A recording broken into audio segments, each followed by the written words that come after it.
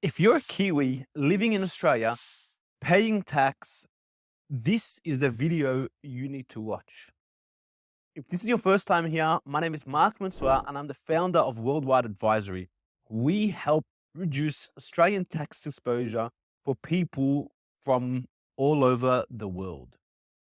The way New Zealanders are treated for tax purposes in Australia is potentially one of the most unique ways ever.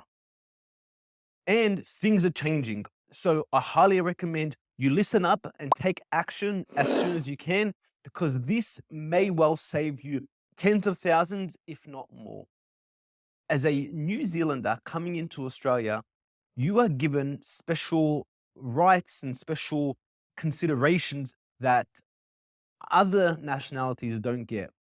One of those cool aspects is the opportunity to be under a special category visa that's temporary but has no limit on time. And so this is the 444 visa. And so if you meet certain conditions, like you're on a 444 visa and your spouse is also temporary in Australia, so not a permanent resident and not a permanent Australian tax resident, then it's highly possible that you'll be able to access the temporary tax residency rules.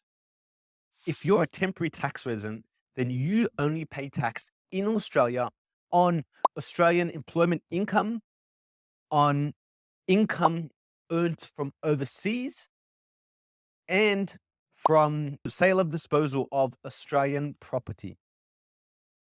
As an Australian temporary tax resident, you do not pay tax in Australia on foreign income. So this may include New Zealand rental income and the disposal of your New Zealand property. You also don't pay tax on any gains made from the disposal of assets that aren't Australian property.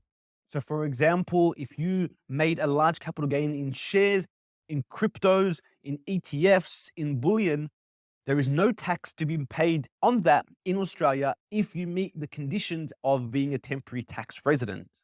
This can potentially be a massive tax saving. And this is evident from an example I've got from a recent interaction with a client. They came to me for some unrelated international tax considerations.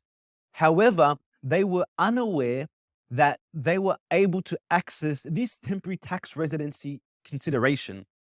She made a significant gain on shares purchased during the pandemic, and she was ready to pay 45% tax on that.